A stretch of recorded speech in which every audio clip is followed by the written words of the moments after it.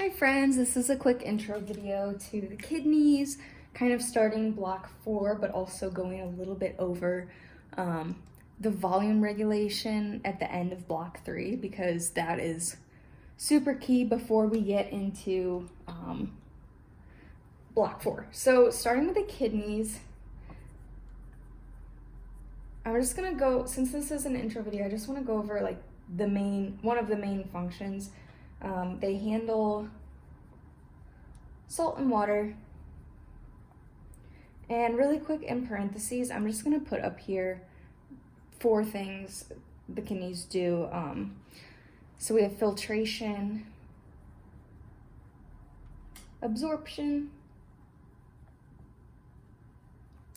secretion, and excretion. And the reason I'm putting this here is just because it's really easy to get confused when thinking about absorption. It's really natural to want to think we're talking about the kidneys. So if we're absorbing, you would think we're absorbing into the kidney tubule. But whenever you see absorption or reabsorption, think we are reabsorbing back into the blood plasma.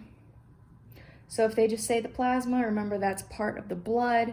We had that hematocrit where 45% was our red blood cells and that 55% of our blood was the plasma. So if this is our blood and we're absorbing or reabsorbing from the kidney, we're going back to that plasma. Okay. So yeah, really what we're doing is we're taking what was filtered, and if we want to bring it back to the blood, we're reabsorbing it. So let's get into how it handles salt and water really quick. Because the main thing we're thinking here with the kidneys is we're talking about regulating volume, and if we're regulating volume in a tube, if the volume is changing, that's going to regulate the pressure of the tube as well, so blood pressure. And that's kind of why we're talking about the kidneys all of a sudden after talking about the heart. But it's still part of the vasculature if we're thinking about blood pressure. Anyway, so I'll use blue. Okay, so the first thing I want to talk about is reabsorbing. So if we are reabsorbing salt and water to the plasma, I want to say a side note here. Anywhere salt goes, water is going to follow. This is because of osmosis. And that was that phrase, solute, or sorry, I had it backwards. Water follows solute. And we saw this with our blood plasma protein, albumin. Albumin kind of drew in water towards it from the tissues back into the capillaries. So water is going to follow salt around. So wherever salt moves, water is going to follow it. That's a general rule of thumb because of osmosis, but we'll see there are some exceptions. If it doesn't have a pathway, then water isn't going to be able to follow salt. But yeah, so if we're reabsorbing salt and water into the plasma, really think about water entering the plasma, the blood plasma. That's going to expand our tube, so we are going to increase volume of our plasma, and then in turn, we're going to increase our blood pressure. So that is, these are the main 2 reasons we are talking about the kidneys in the first place. Let's just talk about excreting. So secretion / excretion of salt and water.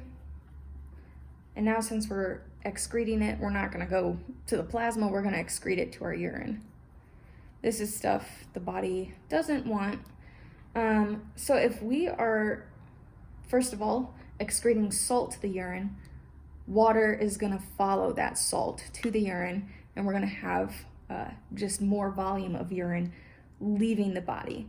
And so if we're having more volume leaving the body and we're not having more volume being reabsorbed into the blood plasma, we're going to decrease the volume of our blood plasma. And then we're kind of shrinking that tube of our vasculature, and so that's going to decrease our blood pressure. And so I guess another thing I just want to say is, let's see.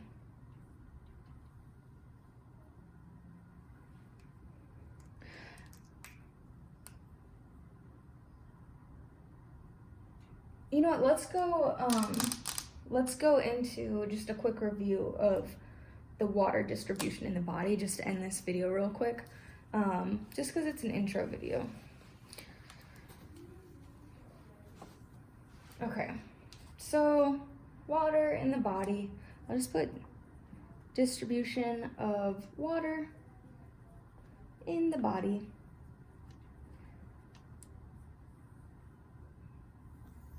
Okay, so 2/3 of the body in our water, I'm just gonna put 2/3 of the water in our body. I'm putting body water. 2/3 of body water is our intracellular fluid, and then the rest of it, 1/3 of the water in our body, is found in the extracellular fluid.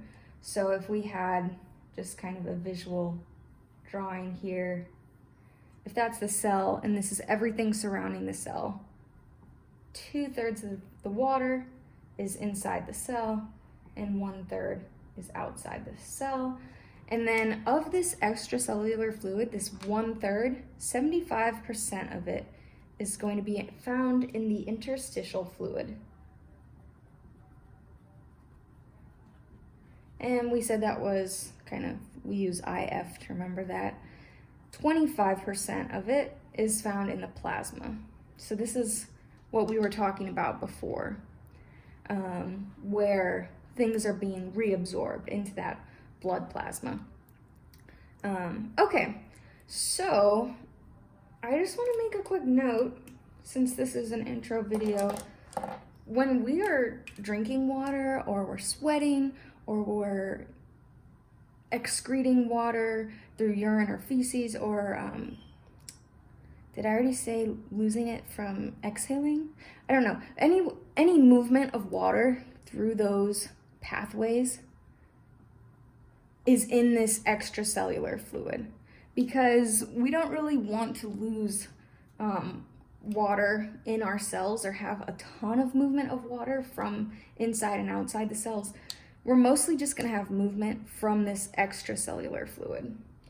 And then the last thing I would say is the primary extracellular fluid ion is sodium.